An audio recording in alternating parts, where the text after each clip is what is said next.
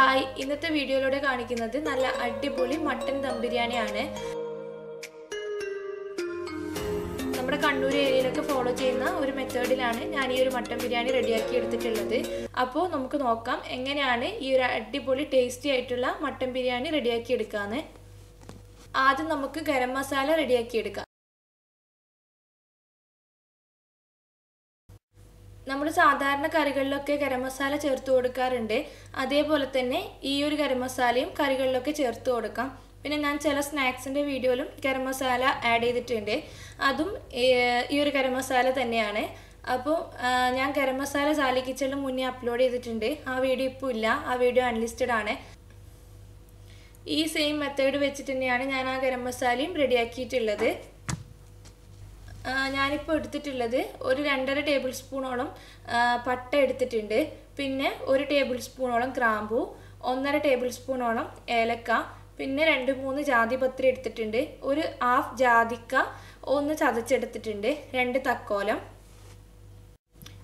ഇതിലേക്ക് 2-3 bay leaf ചേർത്ത് കൊടുക്കാം. ഒന്ന് പൊടിച്ചിട്ടാണ് ചേർത്ത് കൊടുക്കുന്നത്. ഇനി ഇതിലേക്ക് ഒരു 3 ടേബിൾ സ്പൂണോളം പെരിഞ്ജീരകം ചേർത്ത് കൊടുക്കുന്നുണ്ട്.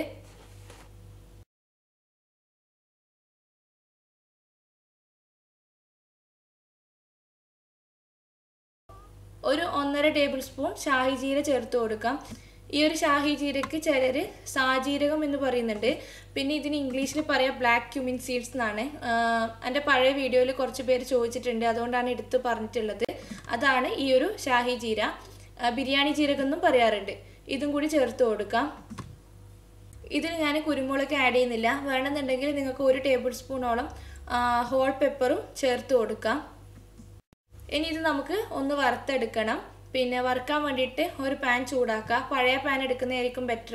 ഞാൻ വീഡിയോയിലായതുകൊണ്ട് പഴയതൊന്നല്ല, നല്ല പാൻ തന്നെയാണ് എടുത്തിട്ടുള്ളത്. ഇതൊരു മീഡിയം ചൂടായ സമയത്ത് നമുക്ക് വറുത്തെടുക്കാൻ വേണ്ടിയിട്ട് ഇട്ട് കൊടുക്കാം. നല്ല ഹൈ ഫ്ലെയിമിലുള്ള സമയത്ത് ഇട്ട് കൊടുക്കരുത്, കാരണം ജാതിപത്രിയൊക്കെ പെട്ടെന്ന് കരിഞ്ഞു പോകും. നല്ല ചൂടുണ്ടെങ്കിൽ ജാതിപത്രിയൊക്കെ സെപ്പറേറ്റ് വറുത്തെടുക്കുന്നതാണ് നല്ലത്. കളറൊന്നും ചേഞ്ച് ആവണ്ട. ഈ ഒരു സ്പൈസസ് നല്ലോണം ചൂടാവാനും പാടില്ല, ജസ്റ്റ് ഒന്ന് ചൂടാവാനേ പാടുള്ളൂ. അപ്പം തന്നെ നമുക്ക് ഫ്ലെയിം ഓഫ് ചെയ്തിട്ട് ഒന്ന് തണുത്തതിന് ശേഷം മിക്സിയിലിട്ടിട്ട് നല്ലോണം പൊടിച്ചെടുക്കണം. നല്ല ഫൈൻ പൗഡർ ആവുന്നത് വരെ പൊടിച്ചെടുക്കാം. കൂടുതൽ അങ്ങ് വറുത്തു പോയാൽ ഈ ഒരു ഗരം മസാലയ്ക്ക് വേറൊരു ടേസ്റ്റ് ആയിരിക്കും. നമ്മുടെ ഗരം മസാല ഇവിടെ റെഡി ആയിട്ടുണ്ട്. നല്ല ഫൈനായിട്ട് ഞാൻ പൊടിച്ചെടുത്തിട്ടുണ്ട്. ഈ ഒരു ഗരം മസാല ഞാൻ പറഞ്ഞ പോലെ നിങ്ങൾക്ക് കറികളിലും സ്നാക്സിലും എല്ലാ ബിരിയാണികളിലും യൂസ് ചെയ്യാം. തലശ്ശേരി ബിരിയാണിയിലല്ല, തലശ്ശേരി ബിരിയാണിയിൽ ഇതിൽ വെള്ള കളറുള്ള കസ്കസ് ചേർത്ത് കൊടുക്കാറുണ്ട്. ഇതിലും ചേർത്ത് കൊടുത്തെന്ന് വെച്ചിട്ട് കുഴപ്പമൊന്നുമില്ല. നിങ്ങളെ കയ്യിലുണ്ടെന്നുണ്ടെങ്കിൽ ആ വറുക്കുന്ന കൂട്ടത്തിൽ കസ്കസും കൂടി കുറച്ച് വറുത്തെടുത്തിട്ട് ചേർത്തിട്ട് ഇതുപോലെ തന്നെ പൊടിച്ചെടുത്താൽ മതി. അപ്പോൾ ഗരം മസാല റെഡി ആയിട്ടുണ്ട്. ഇനി നമുക്ക് ബിരിയാണിയിലേക്ക് വേണ്ടിയിട്ടുള്ള ബാക്കി പരിപാടികൾ ചെയ്യാം. ഇനി നമുക്ക് മട്ടൻ വേവിച്ചെടുക്കണം. ഞാനിപ്പോൾ ഒരു 700 ഗ്രാമോളം മട്ടൻ എടുത്തിട്ടുണ്ട്. നല്ലോണം കഴുകി വൃത്തിയാക്കിയിട്ട് പിന്നെ അതിൻ്റെ വെള്ളം പോകാൻ വേണ്ടിയിട്ട് ഒരു അരിപ്പയിലിട്ടതാണ്. നമുക്കിത് ജസ്റ്റ് ഒന്ന് വേവിച്ചെടുക്കുകയേ ചെയ്യുള്ളൂ. നല്ലോണം വെന്ത് ഉടഞ്ഞു പോകരുത്. അപ്പോൾ ഒരു കുക്കറിലേക്ക് മാറ്റാം. ഇതിലേക്ക് നമുക്ക് 1 ടീസ്പൂണോളം മഞ്ഞൾപ്പൊടി ചേർത്ത് കൊടുക്കണം. പിന്നെ ഇതിലേക്ക് ഒരു 1/2 ടീസ്പൂൺ മുളക് പൊടി, ആവശ്യത്തിനുള്ള ഉപ്പ് ചേർത്ത് കൊടുക്കുക.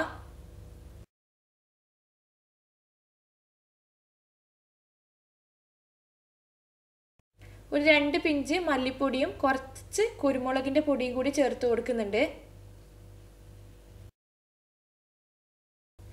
കുറച്ച് കറിവേപ്പിലയും കൂടി ചേർത്തിട്ട് കൈ വെച്ചിട്ട് നന്നായിട്ട് തന്നെ മിക്സ് ചെയ്തെടുക്കണം. ഇപ്പം നന്നായിട്ട് തന്നെ മിക്സ് ചെയ്തെടുത്തിട്ടുണ്ട്.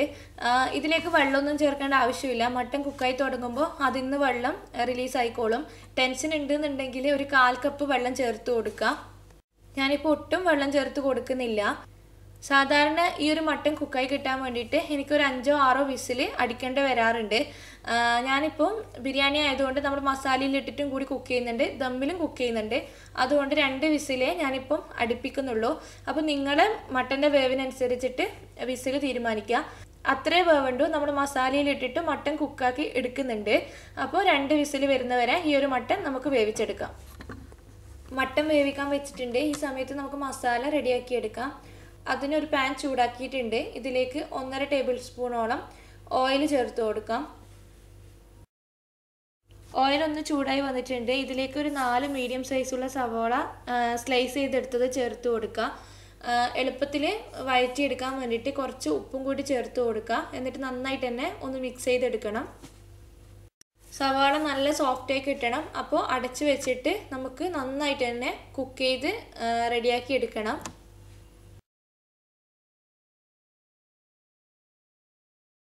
ഇപ്പോൾ സവാള നല്ല സോഫ്റ്റായി വന്നിട്ടുണ്ട്. ഇനി നമുക്ക് ഇതിലേക്ക് പൊടികൾ ചേർത്ത് കൊടുക്കുക. നമ്മൾ അതിൽ കുറച്ച് പൊടികളൊക്കെ ചേർത്തത് കൊണ്ട് ഇതിൽ വളരെ കുറച്ച് മാത്രമേ ചേർത്ത് കൊടുക്കുന്നുള്ളൂ. 1/2 ടീസ്പൂണോളം മഞ്ഞൾപ്പൊടി ചേർത്ത് കൊടുക്കുന്നുണ്ട്. അതുപോലെ 1.5 ടീസ്പൂണോളം നമ്മൾ പൊടിച്ച് വെച്ച ഗരം മസാലയും കൂടി ചേർത്ത് കൊടുക്കുക.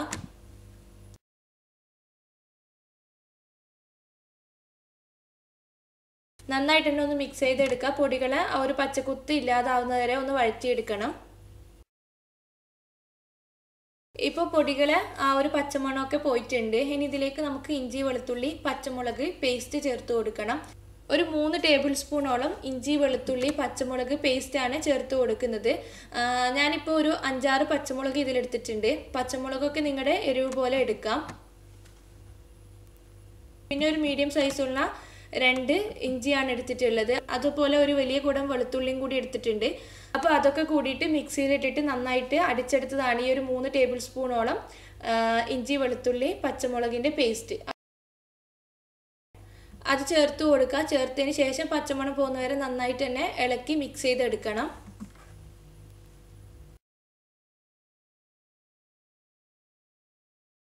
ഇതൊക്കെ നന്നായിട്ട് തന്നെ റെഡിയായി കിട്ടിയിട്ടുണ്ട്. ഇനി ഇതിലേക്ക് നമുക്ക് തക്കാളി ചേർത്ത് കൊടുക്കുക. 2 മീഡിയം സൈസുള്ള നല്ല പഴുത്ത തക്കാളിയാണ് ചേർത്ത് കൊടുക്കുന്നത്. അതും കൂടി ചേർത്തിട്ട് ഒന്ന് മിക്സ് ചെയ്തിട്ട് അടച്ച് വെച്ചിട്ട് തക്കാളി നന്നായിട്ട് തന്നെ കുക്ക് ചെയ്തെടുക്കണം.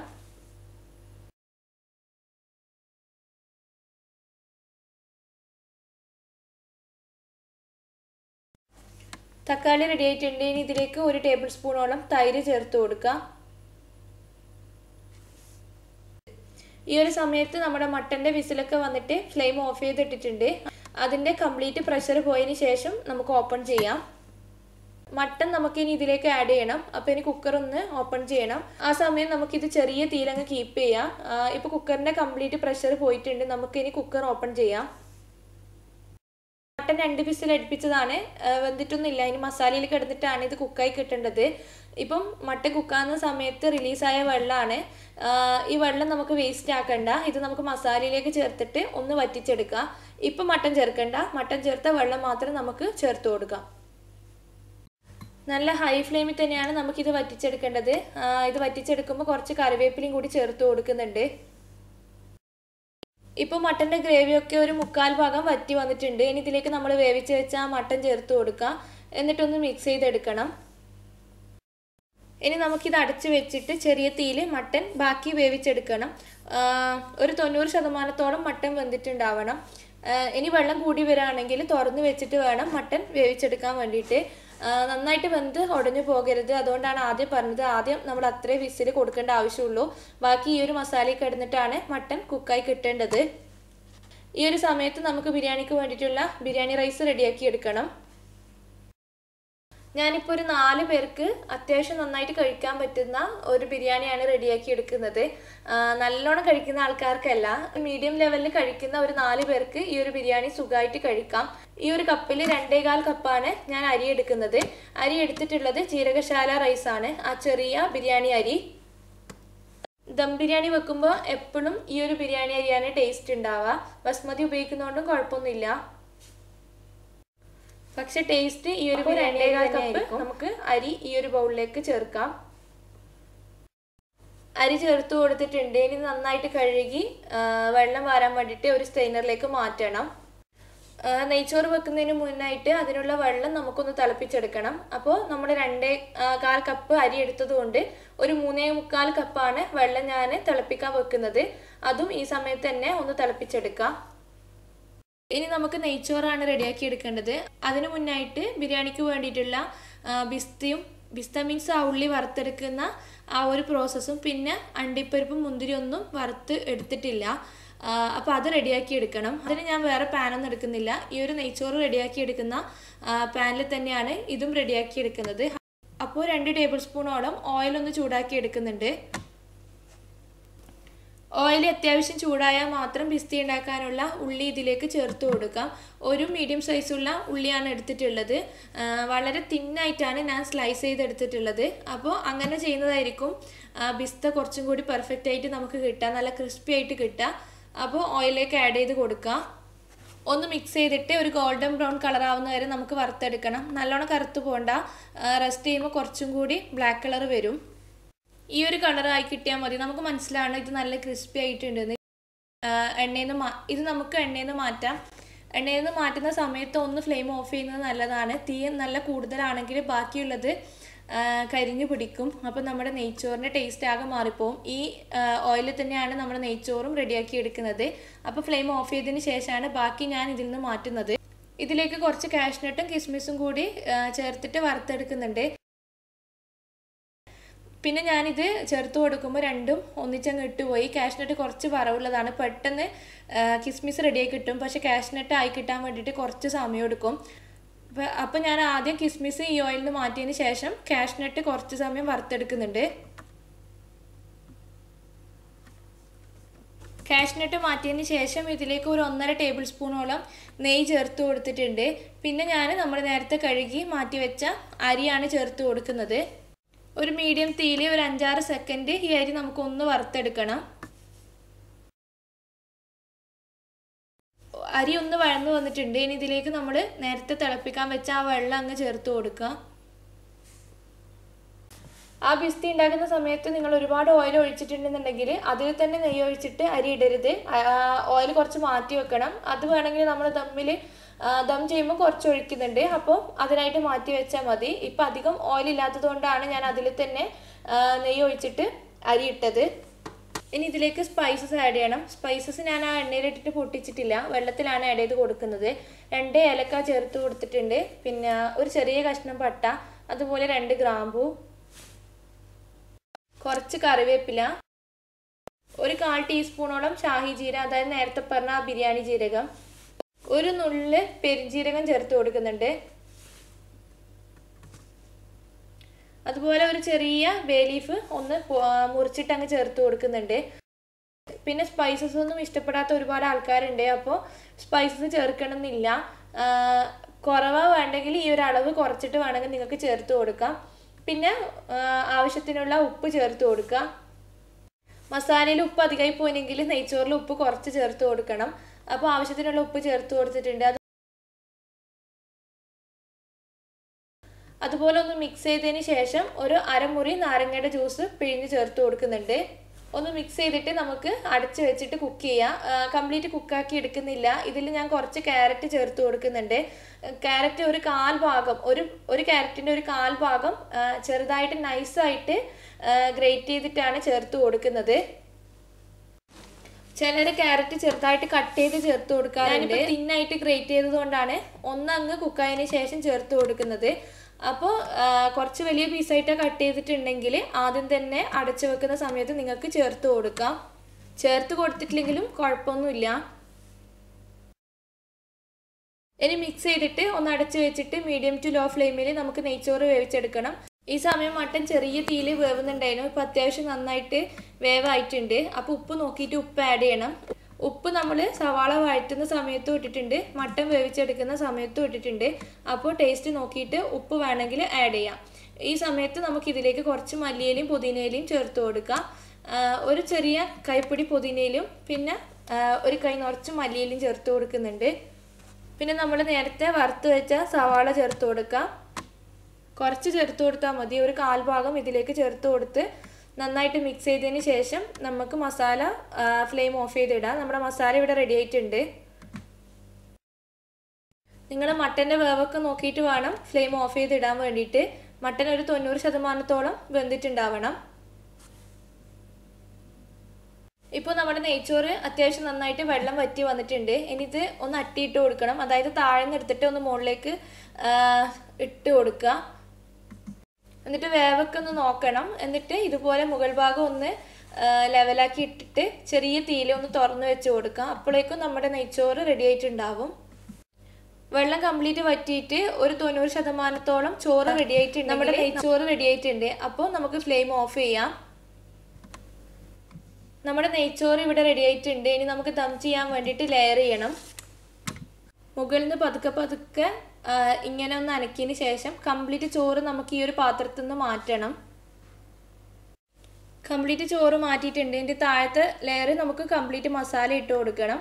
അതിൻ്റെ മുകളിലായിട്ട് നമ്മൾ വറുത്ത് വെച്ച ഉള്ളി, അണ്ടിപ്പരിപ്പ്, മുന്തിരി, പിന്നെ മല്ലിയില, പുതിനയില, ഒരു ലെയർ ചോറും കൂടി ഇട്ട് കൊടുക്കുക. ചോറിൽ അവിടെ ഇവിടെ ഒരു മഞ്ഞ കളർ കിട്ടാൻ വേണ്ടിയിട്ട് ഒരു 2-3 ടേബിൾ സ്പൂൺ വെള്ളത്തിൽ ഒരു 1/2 ടീസ്പൂണോളം മഞ്ഞൾപ്പൊടി കലക്കിയിട്ട് എടുത്തിട്ടുണ്ട്. അതൊന്ന് അവിടെ ഇവിടെ ആയിട്ട് ഒഴിച്ചു കൊടുക്കുക. അതിൻ്റെ ഒപ്പം തന്നെ ഒരു ടീസ്പൂണോളം നെയ്യും കൂടി ഒഴിച്ചു കൊടുക്കുന്നുണ്ട്. ഈ ഒരു കളർ ചേർക്കണം നിർബന്ധമൊന്നുമില്ല, പക്ഷെ കാണാനൊരു ഭംഗിയാണ്. പിന്നെ സെയിം സംഭവം അങ്ങ് റിപ്പീറ്റ് ചെയ്യുക. അതിൻ്റെ മുകളിലായിട്ട് മല്ലിയില, പുതിനയില, ഉള്ളി, കാഷ്നട്ട്, കിസ്മിസ് അതൊക്കെ ഇട്ട് കൊടുക്കുക. അതിൻ്റെ മുകളിലായിട്ട് ലാസ്റ്റത്തെ ലെയർ ചോറിട്ട് കൊടുക്കണം. ഈ സമയത്ത് നിങ്ങൾക്ക് വേണമെന്നുണ്ടെങ്കിൽ സ്പൈസസ് മാറ്റി വെക്കാം. അത് കഴിക്കുന്ന സമയത്ത് വായിൽ പെടുന്നതായിട്ട് ചിലർ ദം ചെയ്യുന്ന സമയത്ത് തന്നെ മാറ്റി വെക്കാറുണ്ട്. അങ്ങനെ വേണമെങ്കിൽ മാറ്റി വെക്കാം. ഇപ്പം മുകൾ ഭാഗം ഒന്ന് ലെയർ ചെയ്ത് കൊടുത്തിട്ടുണ്ട്. ഇതിൻ്റെ മുകളിൽ മഞ്ഞൾ കലക്കിയ ആ വെള്ളവും പിന്നെ നെയ്യ്, കാഷ്നട്ട്, കിസ്മിസ്, മല്ലിയില, പുതിനയില, ഉള്ളി പൊരിച്ചത് അതും കൂടി ഇട്ട് കൊടുക്കാം. ഇനി ടൈറ്റായിട്ട് കവർ ചെയ്യണം. അതിന് വേണ്ടിയിട്ട് ഒരു ഫോയിൽ പേപ്പർ മുകളിൽ വിരിച്ചു കൊടുക്കുന്നുണ്ട്. വേണമെന്നുണ്ടെങ്കിൽ മൈദ മാവ് കുഴച്ചിട്ട് ചുറ്റുമാക്കിയിട്ട് അതിൻ്റെ ലിഡ് വെച്ച് ക്ലോസ് ചെയ്താൽ മതി. പക്ഷേ ഇങ്ങനെ ചെയ്താലും മതി. ഇങ്ങനെ ചെയ്താൽ എയറൊന്നും പുറത്തേക്ക് പോവില്ല.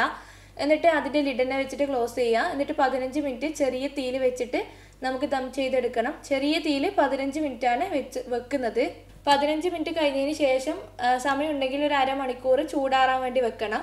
അപ്പോഴായിരിക്കും ബിരിയാണി കറക്റ്റ് ടേസ്റ്റായി വരാം. ഇപ്പോൾ ഞാനൊരു അരമണിക്കൂർ മാറ്റി വെച്ചിട്ടുണ്ട്. അതിനുശേഷം ഞാനിത് ഓപ്പൺ ചെയ്യാണ്. ഒരു ഫോർക്ക് ഉപയോഗിച്ചിട്ട് നമുക്ക് ഈ ഒരു റൈസ് ഒന്ന് മിക്സ് ചെയ്തെടുക്കാം. റൈസ് മാത്രം മിക്സ് ചെയ്തെടുത്താൽ മതി. മസാല ഇപ്പോൾ മിക്സ് ചെയ്തെടുക്കണ്ട. ഈ ഒരു റൈസ് മിക്സ് ചെയ്തെടുത്തതിന് ശേഷം നിങ്ങൾക്ക് റൈസ് മാത്രം വേണമെങ്കിൽ ഇപ്പോൾ മാറ്റി വെക്കാം. റൈസ് നല്ല കറക്റ്റ് പരുവത്തിലാണ് ഉള്ളത്. വിട്ട് കിടക്കുന്നുണ്ട്. അങ്ങനെ ഒട്ടിപ്പിടിക്കുന്നൊന്നുമില്ല. ഇനി നമുക്കിത് സെർവ് ചെയ്യാം. സെർവ് ചെയ്യുമ്പം താഴെ ഭാഗത്ത് മട്ടൻ്റെ പീസസ് മസാല ഇട്ട് കൊടുക്കുക. അതിൻ്റെ മുകളിൽ പ്ലെയിൻ റൈസ് മുകളിൽ വെച്ചിട്ടാണ് ഞാൻ സെർവ് ചെയ്യാറുള്ളത്. ചിലർ എങ്ങനെ ചെയ്യാന്ന് വെച്ചാൽ എല്ലാം കൂടി മിക്സ് ചെയ്തിട്ട് സെർവ് ചെയ്യും. പക്ഷേ അത് നിങ്ങളുടെ ഇഷ്ടം. എങ്ങനെ സെർവ് ചെയ്യേണ്ടതെന്ന് വെച്ചാൽ നിങ്ങളുടെ താല്പര്യത്തിനനുസരിച്ചിട്ട് സെർവ് ചെയ്യാം. പക്ഷെ ഇങ്ങനെ സെർവ് ചെയ്യുന്നതായിരിക്കും കുറച്ചും കൂടി ബെറ്റർ ഉണ്ടാവുക. നമ്മുടെ കിഡിലെ മട്ടൻ ബിരിയാണി ഇവിടെ റെഡി ആയിട്ടുണ്ട്. ഞാൻ ഈ ഒരു ബിരിയാണിയുടെ കൂടെ കുറച്ച് ഓണിയൻ റൈത്ത ഉണ്ടാക്കിയിട്ടുണ്ട്. പിന്നെ മാങ്ങ അച്ചാറും ഉണ്ട്. അതിൻ്റെ കൂടെയാണ് ഈ ഒരു ബിരിയാണി സെർവ് ചെയ്യുന്നത്. അപ്പോൾ നല്ല കിഡിലനായിട്ടുള്ള ബിരിയാണിയാണ്. വീക്കെൻഡ് നല്ല പാർട്ടിയൊക്കെ ഉണ്ടാകുന്ന സമയത്ത് ട്രൈ ചെയ്യാൻ പറ്റിയ സൂപ്പർ ബിരിയാണിയാണ്. നിങ്ങൾക്ക് ഈ റെസിപ്പി എന്തായാലും ഫെയിൽ ആവില്ല. പിന്നെ ഗരം മസാലയുടെ വീഡിയോ ഞാൻ ഈ ഒരു ബിരിയാണിയുടെ വീഡിയോയിലാണ് ഉൾപ്പെടുത്തിയിട്ടുള്ളത്. സെപ്പറേറ്റ് വീഡിയോ ചെയ്യുന്നില്ല. അപ്പോൾ ട്രൈ ചെയ്ത് നോക്കിയിട്ട് ഫീഡ്ബാക്ക് പറയുക. വീഡിയോ ഇഷ്ടപ്പെടുകയാണെങ്കിൽ ലൈക്ക് ചെയ്യാനും ഷെയർ ചെയ്യാനും മറക്കരുത്. ഇതുവരെ സബ്സ്ക്രൈബ് ചെയ്തിട്ടില്ലെങ്കിൽ ഇപ്പോൾ തന്നെ സബ്സ്ക്രൈബ് ചെയ്യുക. Thank you.